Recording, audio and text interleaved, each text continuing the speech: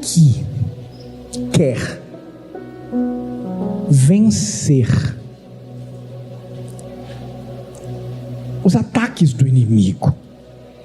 Calma.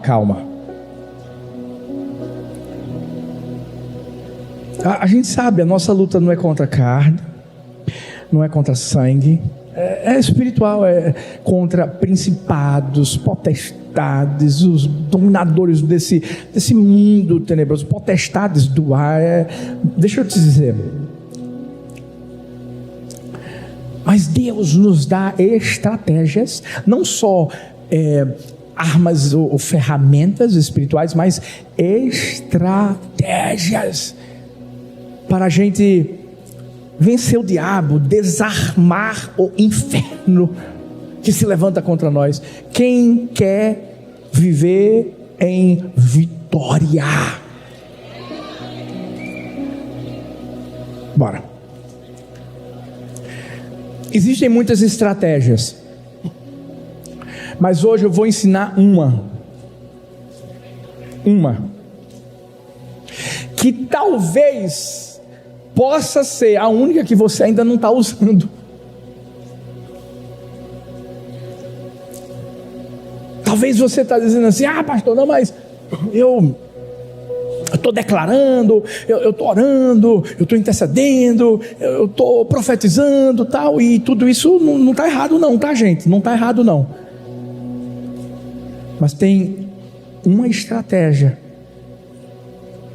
que muitas vezes é a que Deus quer que a gente use e que a gente não está usando. Até porque ela é um pouco incomum e, num linguajar bem nordestino, deixa a gente agoniado. Hoje, se você sair daqui só toda vez que alguém fizer o que eu vou pedir para você fazer, você lembrando dessa mensagem, dessa estratégia, para mim, eu vou só celebrar as suas conquistas e vitórias contra o diabo. Qual é a estratégia, pastor? Eu sei que já está todo mundo assim meio que, eu quero ouvir logo, eu estou precisando disso. Vamos lá. Olha para a pessoa que está perto de você, olha para ela e faz assim, ó.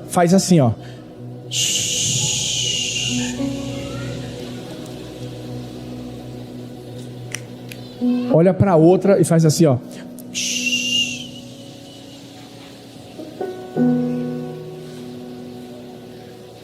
Pastor, isso quer dizer que a estratégia é o silêncio?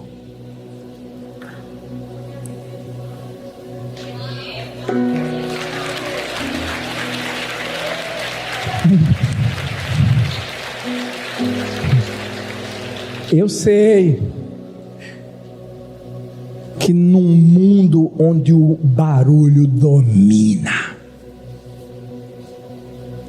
ficar em silêncio às vezes parece que é sinal de fraqueza.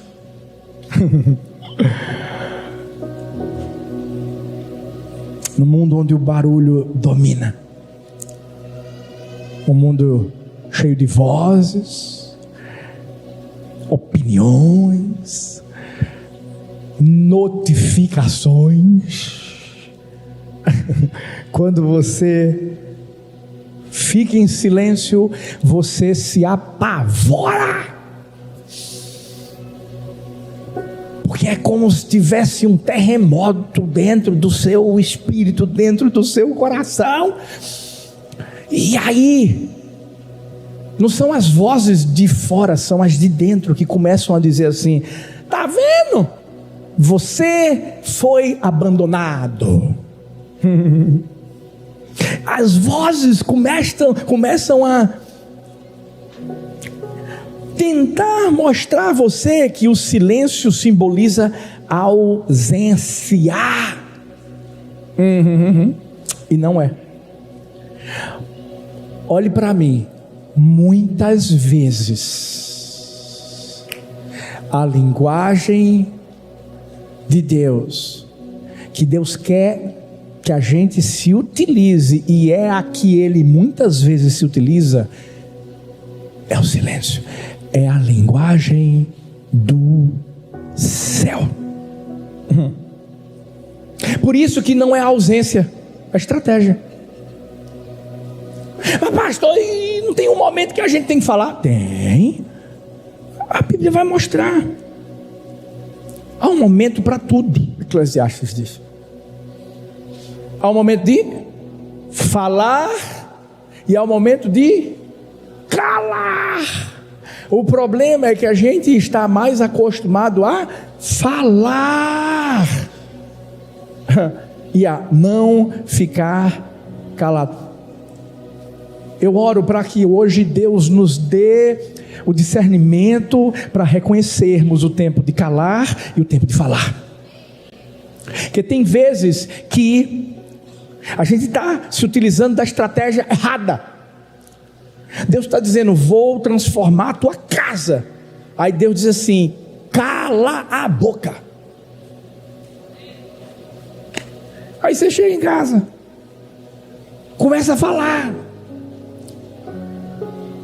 começa a tentar expulsar o demônio que está na vida do esposo, e ainda dizendo que ele é um endemoniado. Aí ele não estava, acaba ficando. Mas o bichinho não estava quase lá, quase vindo para a igreja, estava quase se rendendo. Aí de repente você chega: mas por quê? Você é um endemoniado, você não quer isso, não quer aquilo. Aí ele fica, porque é isso que você está declarando. Aí Deus está dizendo assim: cala a... Não vamos nem falar o cala a boca. Toda vez que eu fizer assim, ó, você já sabe. A partir de hoje você vai ouvir muitos na sua vida, mas não vai ser a voz do pastor Arthur, vai ser a voz do Espírito de Deus. E você vai identificar. Quando você ouvir o você vai olhar para o lado, para o outro. Já sei o que eu tenho que fazer.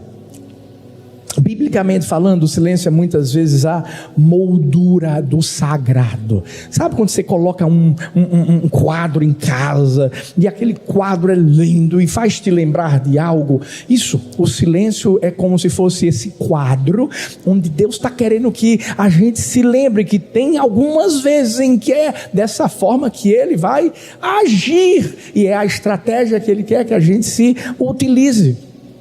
Quer ver? A Bíblia fala que Elias, grande profeta, ouviu a voz de Deus, sabe em que circunstância? No silêncio. A Bíblia vai falar que lá em 1 Reis 19:12, veio um fogo, veio situações, terremotos, mas de repente sabe o que é que veio? Só um sussurrinho, só uma brisazinha. Sabe quando você ouve o vento meio que assobiando?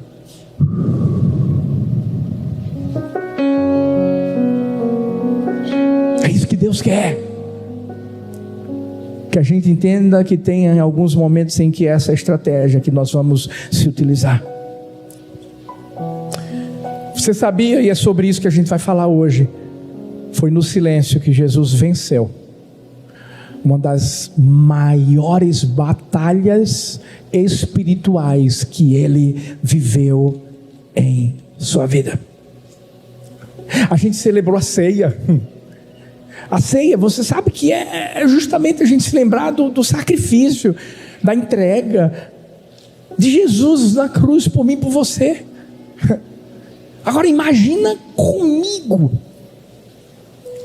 o Cordeiro de Deus sendo julgado de forma injusta. Ele tinha sido acusado, espancado, traído, e não se defende. Ele fica em silêncio. Obviamente você sabe, a vida é feita de decisões. Ele podia ter falado, podia ter aberto a boca, podia ter se manifestado com poder, se justificado, podia ter provado sua inocência, porque ele era inocente, mas ele escolheu o silêncio. Escuta uma coisa: o fato de haver silêncio não significa que o céu não está no controle da situação.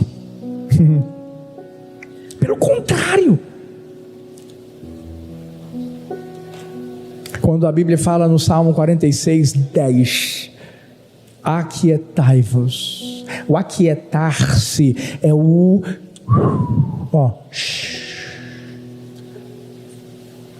calma. Sabei que eu sou Deus. Eu sei que diante do silêncio nós vamos nos sentir incompreendidos, julgados. Quando ficamos calados, é como se a gente pensasse assim: fui abandonado. Mas há revelações que só vêm e que se manifestam em nossa vida quando o barulho se dissipa, se vai. Hoje o Espírito Santo vai nos ensinar a arte do silêncio espiritual. E o silêncio não vai se tornar um sinal de fraqueza, mas um sinal de maturidade. Porque só tendo maturidade para poder se calar quando o desejo é abrir a boca e falar, e se justificar, e tentar mostrar a verdade. Interessante, porque o mesmo Jesus que curou com palavras, ele também venceu caladinho. O mesmo Deus que em Gênesis nós vamos encontrá-lo dizendo assim: haja luz, e houve luz. Ele também age quando ele não diz nada. Hoje eu e você vamos mergulhar nesse momento tão poderoso que foi o julgamento de Jesus diante de Pilatos. O momento em que todos esperavam uma resposta. O que Jesus fez? Esse foi o momento mais silencioso da história humana. Lá em Mateus 27, a partir do versículo 11, diz assim: Jesus estava em pé ante o governador e este o interrogou dizendo: és tu o rei dos judeus? Olha a pergunta. Respondeu-lhe Jesus: tu dizes. E sendo acusado pelos principais sacerdotes e pelos anciãos, nada respondeu. Então lhe perguntou Pilatos: não ouves quantas acusações te fazem? Gente, trazendo um contexto da situação que Jesus vivia, Jesus estava sendo colocado diante de um sistema que era corrupto, e Jesus sabia disso. Jesus sabia que ele era inocente, estava de pé diante de um homem que se achava poderoso. E o que é que Jesus fez? Não tentou escapar. Jesus não estava desesperado. Sabe por quê? Porque Jesus sabia que estava vivendo um propósito.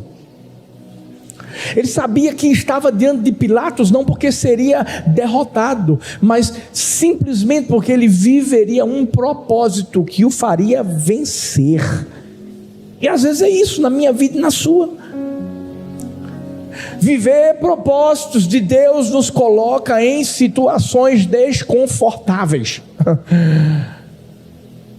Sabe quando a gente entrega a vida a Jesus? Sabe quando a gente está decidindo conhecê-lo mais, buscá-lo mais. Aí a gente quer ir, quer se batizar, quer frequentar uma célula, quer continuar crescendo, indo para um encontro novo sempre, e está deixando que o Espírito Santo de Deus aperfeiçoe sua vida. O que é que acontece? As guerras começam a surgir, a luta se torna grande. Mas o que é isso? Propósito. Todo mundo que está vivendo propósito, se prepare, vai viver circunstâncias desfavoráveis. Deixa eu te dizer, e não estou sendo sadomasoquista, não estou nem profetizando mal para você, mas eu vou te dizer, se está tudo muito tranquilo na sua vida, cuidado, tem alguma coisa errada. Por quê? Porque Jesus sabia que o confronto diante de Pilatos não era algo pessoal, mas era parte da missão profética. Deus amou o mundo de tal maneira que deu o seu Filho unigênito. Ele veio ao mundo para que todo aquele que nele crê não pereça, mas tenha a vida eterna. Missão profética. E aí Pilatos chega para perguntar: você é o rei dos judeus? Jesus não negou, mas também não se defendeu. Ele confirmou com sobriedade. Sobriedade é justamente o sinal de alguém que é maduro. Ele sabia quem era, para onde estava indo e o que estava fazendo aqui.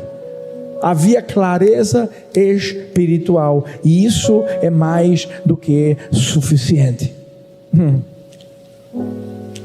Mateus 27 fala de um homem que estava prestes a decidir o futuro de Jesus, o destino de Jesus. Mas Jesus sabia que não era Pilatos que tinha escrito a sua história, foi o seu Pai que tinha escrito a sua história.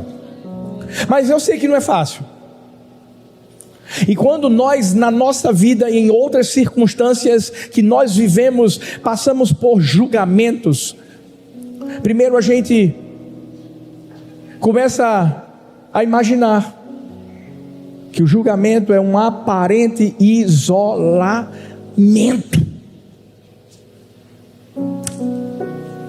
Você lembra que Jesus falava com seus discípulos dizendo: eu vou ser perseguido, eu vou ser maltratado, eu vou ser crucificado, eu vou morrer, eu vou ressuscitar, vocês vão fugir. Jesus já tinha antecipado tudo para eles.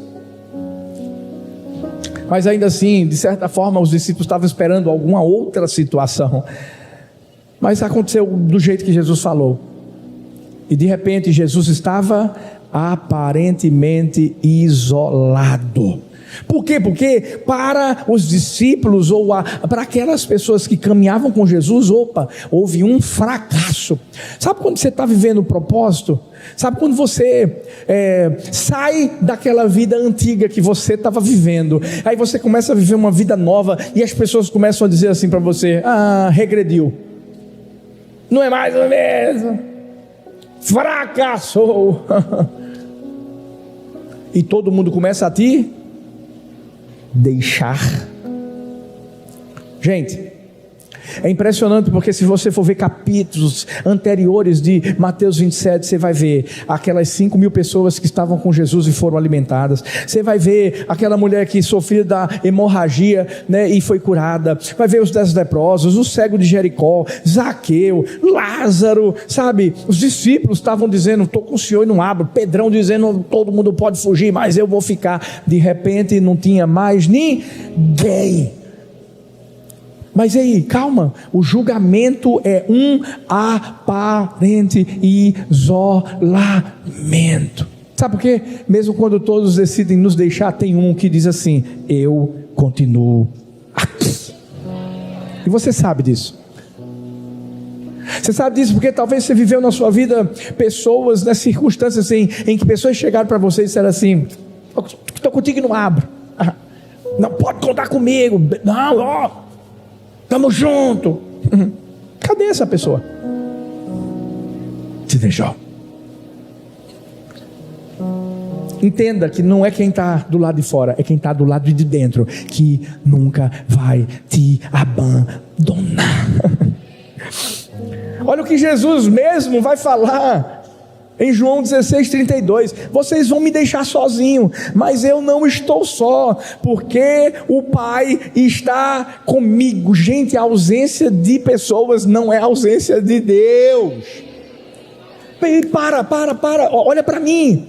Se você é o tipo de pessoa que não consegue ficar sozinho,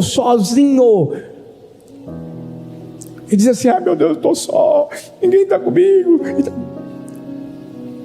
Então você está colocando pessoas acima de Deus. Eu amo vir aqui, como eu amo. E sabe por que eu amo? E acompanhar de lá, dos Estados Unidos, é porque nada mudou. Vocês nunca dependeram de mim. Não. Vocês nunca dependeram de Thalita. Não. Ele nunca deixou vocês. A presença dele nunca abandonou ninguém aqui. Para de colocar pessoas acima de Deus. A solidão exterior não pode anular a interior. Deixa eu te dizer, tem um Deus que está contigo, tem um Deus que te ama, tem um Deus que te vê. Meu Deus, Jesus diz assim: todo mundo vai me abandonar, mas meu Pai não. Sabe por quê? A presença não depende de plateia. Podia ter só uma pessoa aqui, ele estaria. E aí ia ser fogão. Sabe, eu estava vindo para cá e essa é a minha vida, eu amo isso. Eu estava vindo para cá e eu liguei lá os louvores e adoração, e aí eu comecei a adorar, e sabe, aquela presença tão gloriosa dentro do carro. Meu Deus, isso é lindo, porque é isso que Deus faz. Não é só aqui, no momento que você está louvando, que você vê tanta coisa linda, tanta gente. Não para. Você não depende de uma luz, você não depende de uma quantidade de pessoas para poder adorar. Deixa eu te dizer, o julgamento é apenas uma aparente solidão, porque Deus continua com você, onde quer que você for, onde quer que você estiver. O Pai sempre vai estar lá. Mas está dando tudo errado. Calma! É só uma questão de tempo para o jogo virar.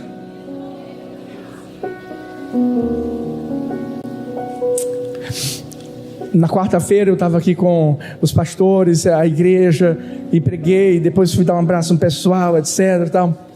E a gente teve um momento de comunhão, e estava passando o jogo de um time aí. Sim. Conquistador, time maior do Nordeste. Vou falar mais não.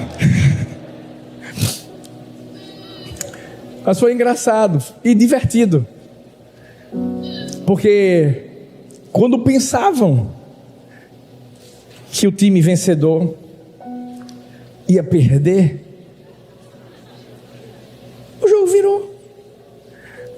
Não virou no tempo normal, virou no extra. Mas deixa eu falar, isso é para a minha vida e para a sua espiritual. Tem momentos, talvez você está aí hoje, você está vendo tanta coisa boa, tanta celebração, e só você sabe o perrengue que você está vivendo. Calma. Ele está aí. É só uma questão de tempo para o jogo. Aí sabe o que você tem que fazer? Sabe o que eu fiz? Ainda existem alguns pastores daqui que precisam se converter. Tô brincando. Tô brincando. E eles estavam lá, torcendo contra.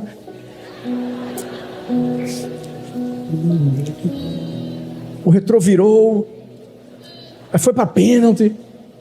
E eu estava como?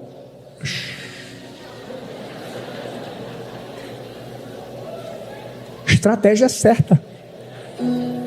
Quando chegou no último pênalti, eu só peguei o celular assim devagarinho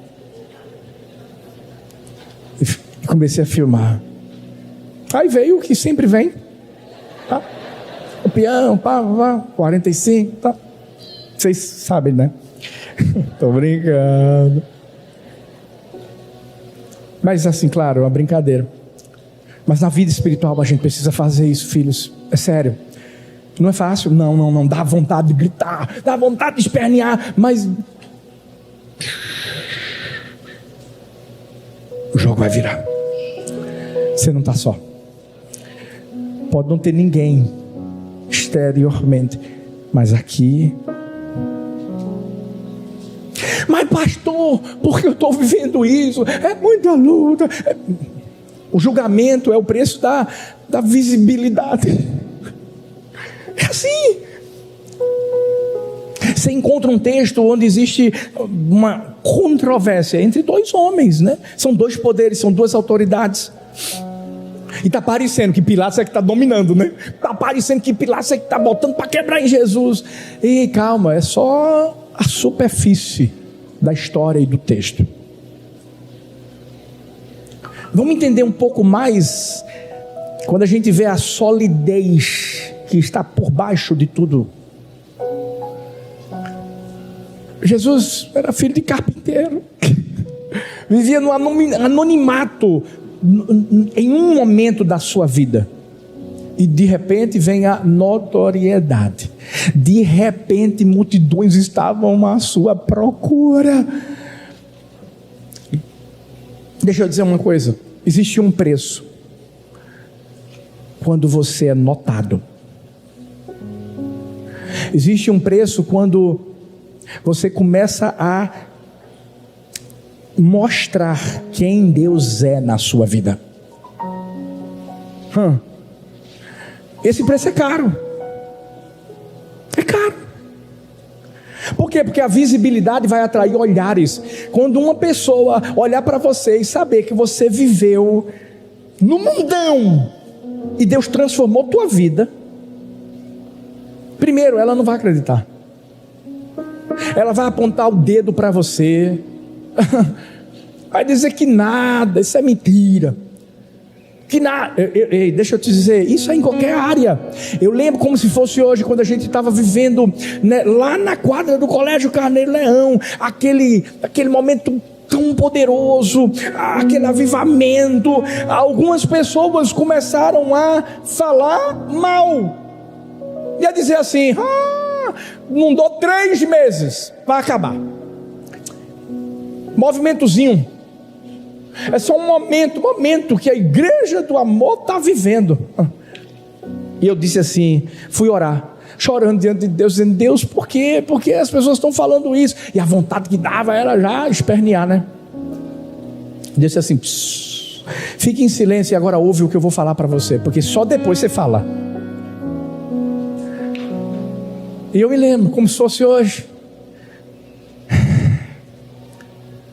quando Deus disse assim: filho, o que vocês estão vivendo não é um movimento, não é um momento. Se prepara, porque o que vocês estão vivendo é um verdadeiro avivamento que vai durar até Jesus voltar. Até Jesus voltar.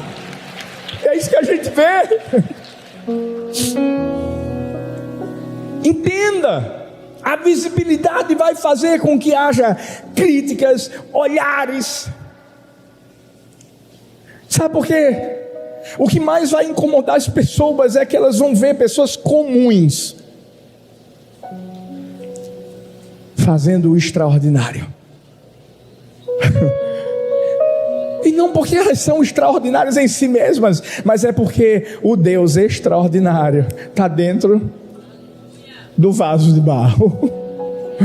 Está dentro de mim, de você. Eu estou falando. Sacode essa pessoa que está perto de você e diz assim: o pastor está falando da gente. Bora! É de você. É de você.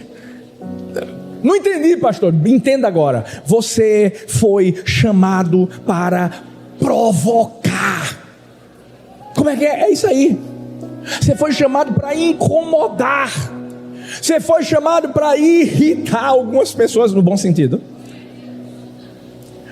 Que essas pessoas vão ver uma transformação tão poderosa na sua vida que elas vão começar a dizer assim: não é possível. Aí quando elas chegarem mais perto, elas vão ver que é verdade. E quando elas virem que é verdade, elas vão dizer assim: eu quero isso para mim. Para mim. Pode celebrar.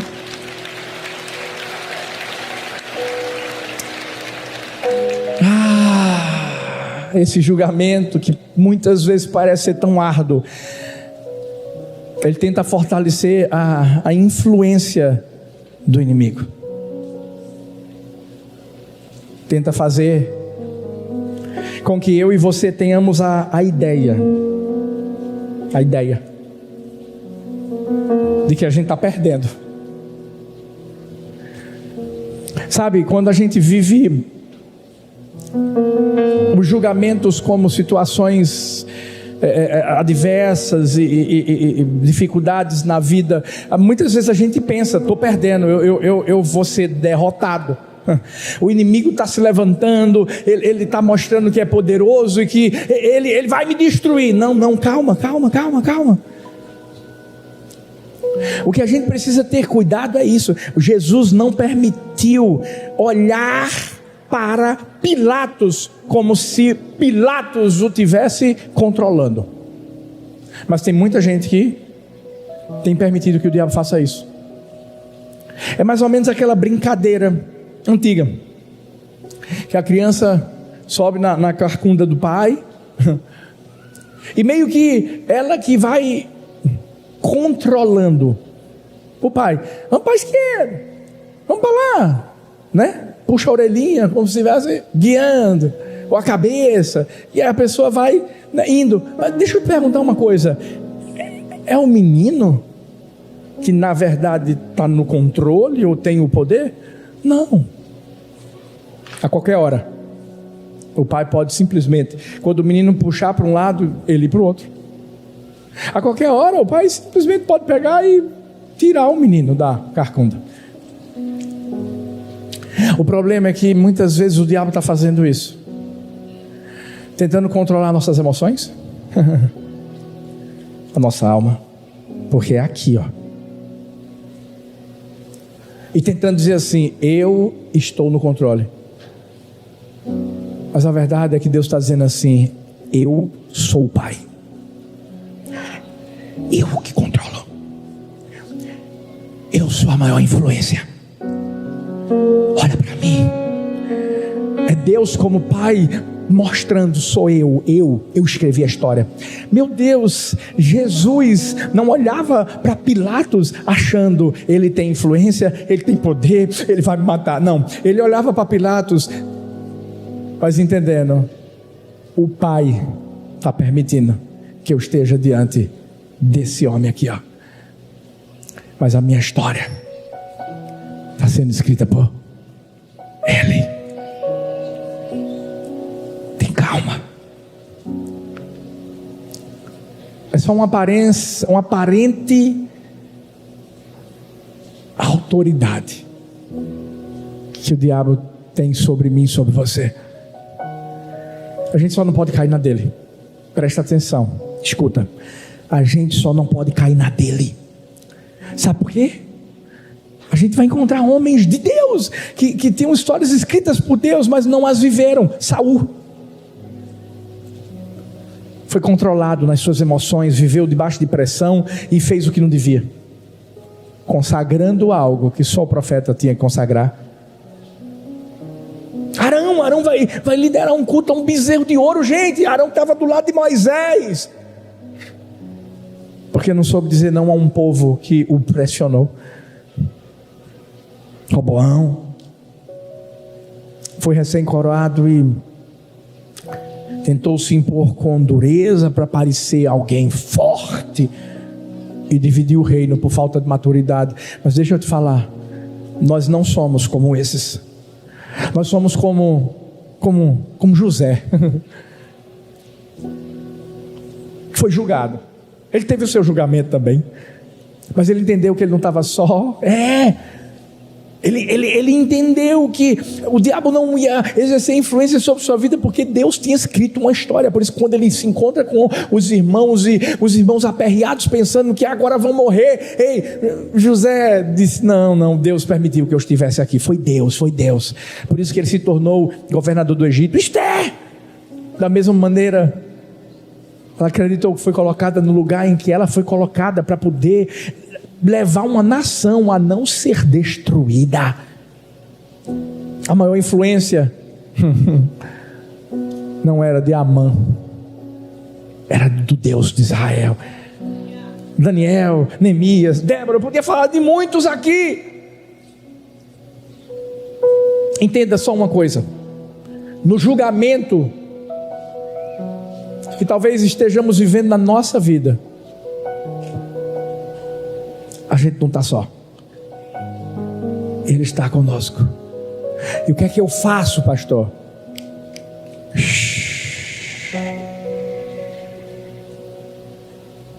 A gente só vai abrir a boca na hora certa. Sabe por quê? É aí que vem o silêncio do Cordeiro.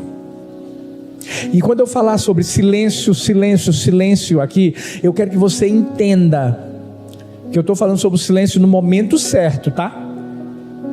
Vão ter momentos em que a gente vai ter que clamar. Vão ter momentos em que a gente vai ter que abrir a boca e profetizar. Mas tem momentos em que é silêncio, no momento certo. Não estou falando sobre ser passivo, não estou falando sobre ver uma vida de apatia espiritual, indiferença, ver as coisas acontecendo e sem fazer nada, não. Mas tem o silêncio no momento certo, e o silêncio no momento certo foi esse, em que Jesus, lá em Mateus 27:14, a Bíblia diz que Jesus, porém, não lhe respondeu palavra, a ponto de ficar o governador muito admirado. Uau! É nessa hora que entra a voz de uma pessoa na vida de Pilatos, a voz da esposa dele. E ela diz assim: não se envolva com esse justo. Eu tive um sonho esta noite. Isso pode te dar muita dor de cabeça. Gente, tem coisas que só a mulher percebe. Agora imagina, esse cara, na autoridade que tinha, Pilatos, a mulher chega para ele e diz assim: meu amor, vem cá. Primeiro, você que é casado, quando sua esposa já chega assim: meu amor, venha cá, o coração já bate forte, né? Você sabe que vai ter uma DR. Vai ter alinhamento. Geralmente é algo que talvez ela viu e você não viu. E 99,99% é assim. Ela chega para ele e diz assim: ó, não faz o que você está querendo fazer não, você vai ter problema. Vai ter problema. E ele chega diante de Jesus porque ele queria uma resposta, e Jesus continua em silêncio. Aí o que é que ele vai fazer? Ele vai lavar as mãos. Existe, claro, um significado aqui. É como se Pilatos quisesse dizer assim: eu não tenho nada a ver com isso, eu não vou me responsabilizar, minhas mãos estão limpas do sangue dele. Mas obviamente que a gente sabe que tem confusão, que Você evita com discernimento, com posicionamento e não com diplomacia. E aqui ele apenas estava se utilizando da diplomacia. Por quê? O mundo tenta resolver as situações lavando as mãos e se eximindo. Mas Deus não. A igreja não. Escuta. Posicionamento é tudo diante dos julgamentos da vida. Como assim, pastor? Não estou entendendo. Posicionamento sendo a favor dos princípios que Deus é a favor.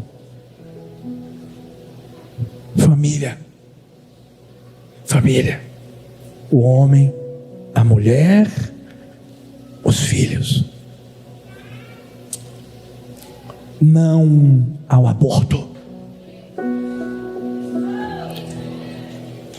Nós não vamos matar, nós vamos gerar. Entre tantos outros que muitas vezes a gente quer, como igreja, lavar as mãos. O que é que Jesus faz? Lava os pés. Enquanto o mundo lava as mãos, a gente lava os pés. Lavar os pés é sinônimo de dizer assim: eu me responsabilizo, eu vou colocar a mão na massa, eu vou me molhar, eu vou limpar a sujeira, eu quero que as coisas estejam do jeito que o meu Pai quer que esteja. Por isso que o silêncio se tornou admirável para Pilatos.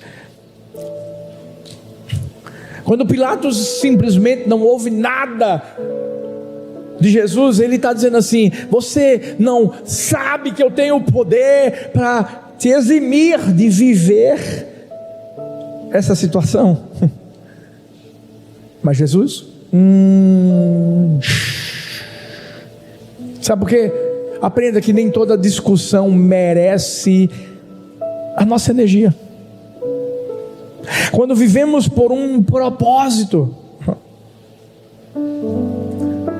nós começamos a entender que o silêncio não se torna submissão, é soberania. Ali Pilatos achava que era ele que era o soberano. Não, o soberano era o Pai, que estava colocando Jesus em uma missão. Pilatos achava que estava julgando Jesus. Não, mas ele é que estava sendo revelado. Você não vai ver Jesus tentando fugir da situação, tentando escapar, tentando se justificar. Não.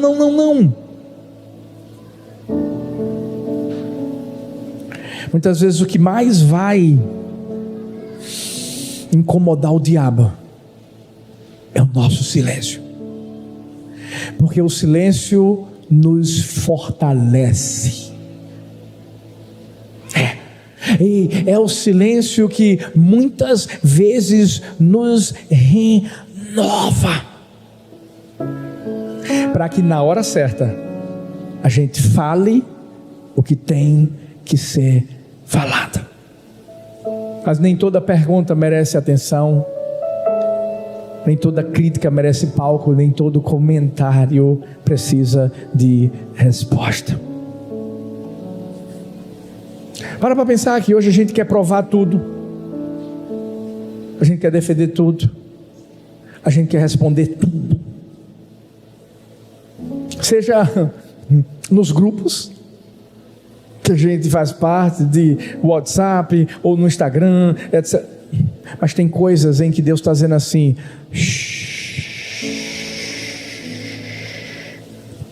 não, mas está me criticando, mas está me caluniando, não. Entenda que eu e você não precisamos disputar narrativas. Jesus não disputou uma narrativa com Pilatos. E o que foi que aconteceu? O silêncio fortaleceu Jesus para fazer o que devia ser feito. Jesus é conhecido como Cordeiro de Deus. O Cordeiro que tira o pecado do mundo. Mas não é qualquer tipo de cordeiro. O cordeiro que é o símbolo de Jesus é um tipo de cordeiro chamado alface. Ele é bem típico da região do Oriente Médio. Ele é diferente. Possui uma natureza incomum. Você está vendo aí no telão. Esse tipo de cordeiro. Ele é criado nos ambientes mais extremos que existem. Ele suporta tudo: calor, frio, dunas, escassez. Come menos e gera mais. Resiste mais, é flexível, é resiliente, é adaptável. Você quer imitar Jesus? A gente precisa ser como esse cordeiro, que vai viver em situações extremas e às vezes mesmo sem querer agir da forma que tem que agir, a gente vai agir. Porque é assim, gente.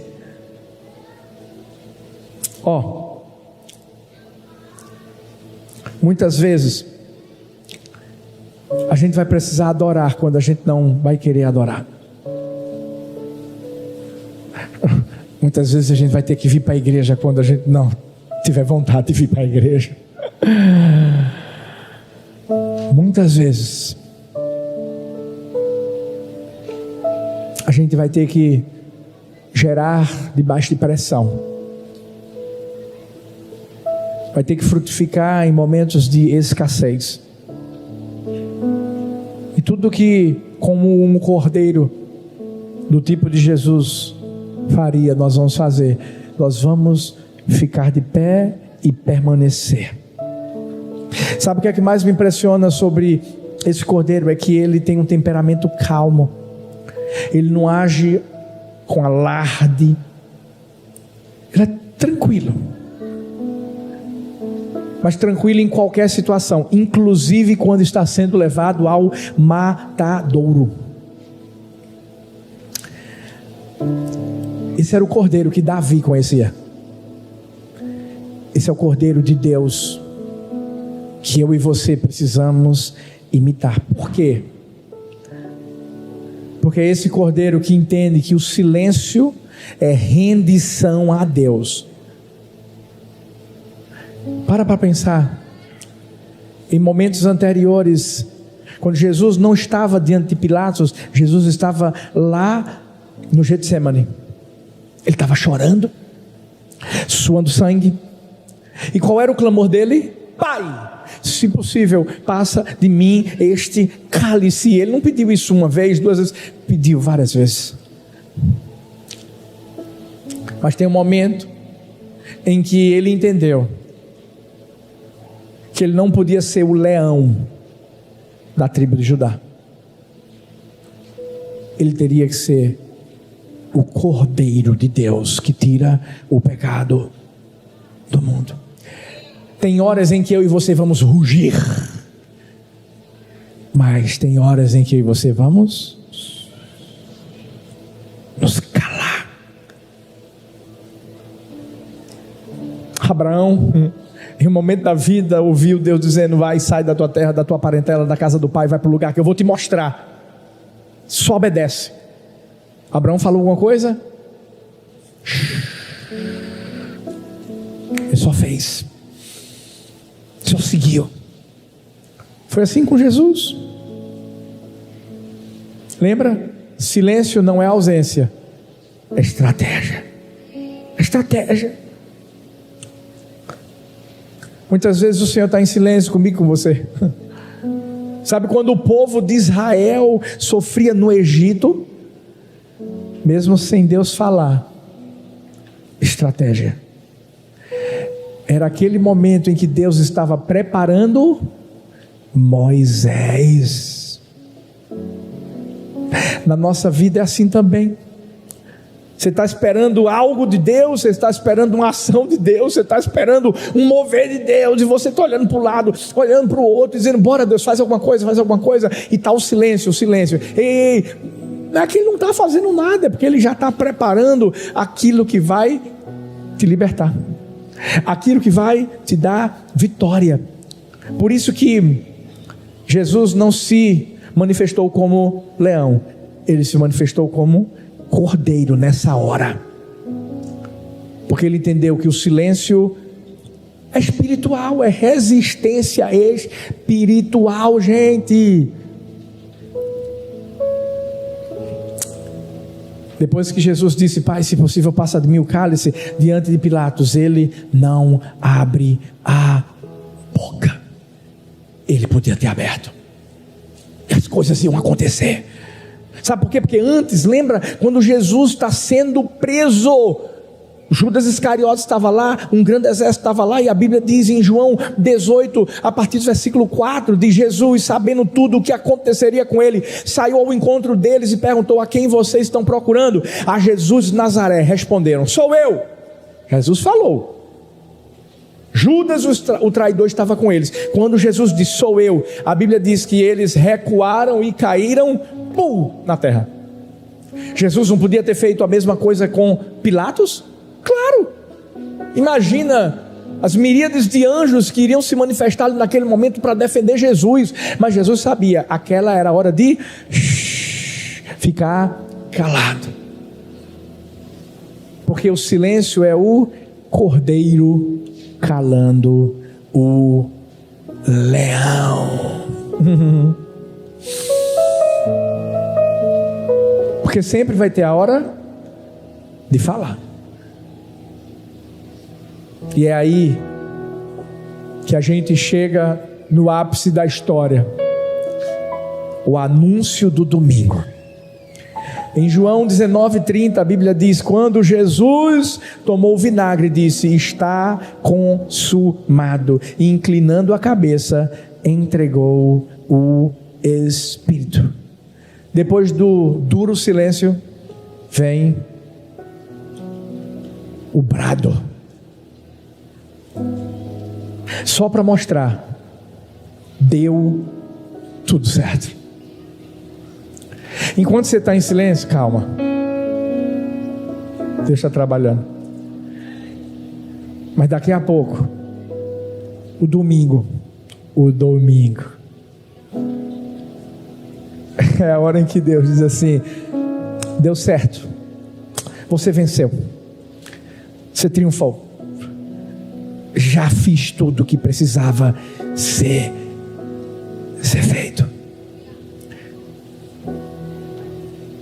Quem sabe que o domingo vem, consegue ficar em silêncio na sexta-feira, consegue calar a boquinha, consegue ser obediente, porque o silêncio sempre se transforma em vitória. E é aí que a Bíblia fala em Lucas 24, a partir do versículo 5. Sabe, quando Jesus já tinha ressuscitado, a Bíblia fala que, amedrontadas, as mulheres baixaram o rosto para o chão, e os homens lhes disseram: por que vocês estão procurando entre os mortos aquele que vive? Ele não está aqui, ressuscitou. Lembrem-se do que ele disse quando ainda estava com vocês na Galileia: é necessário que o Filho do Homem seja entregue nas mãos de homens pecadores, seja crucificado e ressuscite no terceiro dia. Então se lembraram das palavras de Jesus. Fala para essa pessoa linda que está perto de você: o domingo vai chegar. Fala para outra: o domingo vai chegar. E sabe por que eu quero que você diga isso? Porque o domingo é isso, é a gente se lembrar do domingo para ter força interior lá dentro. É entender que, peraí, talvez a gente está vivendo um momento em que parece que é Pilatos que está dizendo que vai nos destruir, que tudo vai dar errado, eu estou sendo julgado, mas eu tenho que ficar em silêncio. Mas aí tem a hora do brado, o domingo chegou. E é tão importante a gente se lembrar do domingo, porque é isso que faz com que eu e você vençamos as batalhas diárias, porque existem muitas sextas-feiras. Quando a gente sai daqui e que a gente pensa que agora vai acontecer tudo de bom, aí de repente não acontece. É essa hora que a gente tem que se lembrar do domingo. Se a gente não entender que o diabo quer justamente que a gente abra a boca na sexta-feira para começar a reclamar, para começar a praguejar, para começar a profetizar maldição, aí sabe o que é que acontece? O domingo não chega, porque chega para mim, para você, aquilo que a gente declara, aquilo que a gente profetiza. E se tem algo que o diabo quer destruir na minha vida e na sua, é poder, propósito e habilidade. Poder, propósito e habilidade. Porque o poder nos deixa enfraquecidos emocionalmente. Se a gente o perde, a gente começa a duvidar de quem nós somos. O propósito faz a gente parar no meio do caminho, diante das dificuldades da vida. E a habilidade faz com que a gente não utilize os talentos. É como o pastor Felipe disse: você se batizou, prepara, está começando. Agora Deus vai te usar mais. Tem uma nova unção sobre sua vida. Você não vai ficar parado. E o diabo muitas vezes quer parar isso. Mas entenda, fala do domingo para você mesmo. Lembre-se do domingo ao falar com você mesmo. Não perca de vista a ressurreição. Não perca de vista aquilo que você sabe que Deus está fazendo. Eu fico imaginando quando os discípulos, antes de Jesus aparecer até eles, como é que estava a vida deles, porque a gente sabe que nem eles acreditaram que Jesus tinha ressuscitado. E quais foram as primeiras palavras que Jesus trouxe para eles? Paz seja convosco. Está lá em João 20:19. Paz seja convosco. Jesus não chegou trazendo um julgamento, não chegou, ele trouxe consolo. Mesmo aqueles discípulos tendo abandonado-o, traído, negado, Jesus escolheu falar palavras de paz. Jesus escolheu falar palavras de vida, de ressurreição. Às vezes a gente está esperando alguém falar alguma coisa boa para a gente. Às vezes a gente está esperando um profeta aparecer e dizer tal. Seja profeta na sua própria vida. Diante da maior profecia que você tem, que é a Bíblia. Para de esperar que alguém te diga o que você tem que declarar para a sua própria vida. Para de ficar esperando elogios de uma pessoa. Não. Começa a falar sobre o domingo para você. E sabe o que vai acontecer? Fique em pé no seu lugar. Independente da situação que você enfrente, ei, o diabo não vai te atingir. Independente da circunstância que você enfrente, o diabo não vai te atingir. Há uma missionária chamada Ellen Roosevelt. Ela estava no Congo. Era o ano de 1996 e essa mulher tinha colocado diante de Deus o talento que ela tinha. Ela era uma médica e estava servindo lá, no meio da selva, no campo missionário, renunciando tanta coisa. E sabe o que aconteceu? Rebeldes tomaram a vida, destruíram tudo. Infelizmente espancaram ela, outras missionárias que estavam lá, e ela ficou ali, ferida, humilhada. E algumas pessoas depois a perguntaram: e aí, como é que você conseguiu sobreviver diante de todas essas dificuldades? Olha as palavras dela: no momento em que tudo aconteceu, eu não ouvi nenhuma palavra do céu, eu não senti nada, mas eu sabia que Ele estava comigo. Porque nem sempre Deus se manifesta com trovão. Às vezes Ele se manifesta com presença silenciosa. E ela disse assim: eu não precisei gritar, eu só precisei continuar.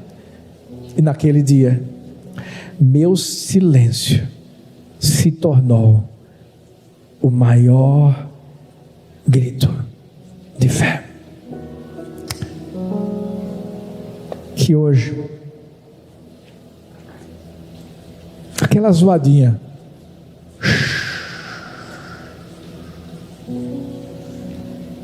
seja a estratégia que eu e você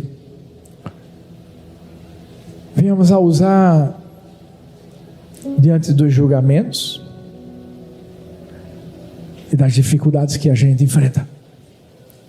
Mas na certeza de uma coisa: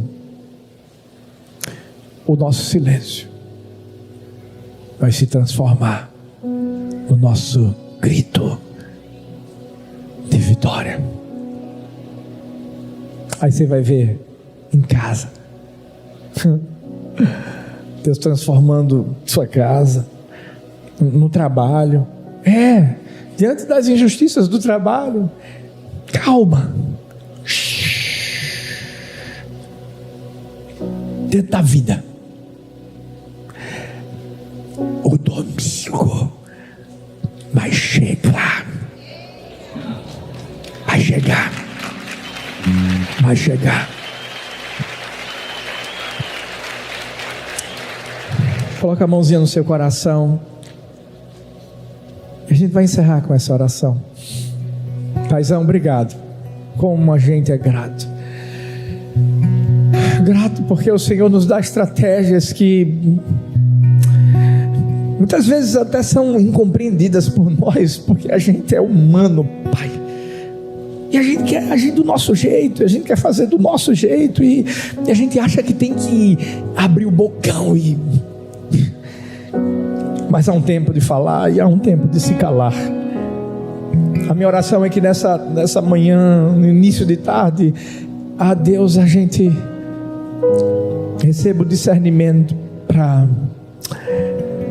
identificar qual é o momento certo de falar ou de se calar. Mas a gente sabe de uma coisa: a gente nunca vai estar só. E a gente sabe que o domingo vai chegar, que a situação vai mudar, que a justiça vai ser vivida e que no fim vai dar tudo certo. É nessa certeza que nós selamos o teu cuidado sobre cada coração aqui hoje, no poderoso, lindo, fiel e grande nome de Jesus.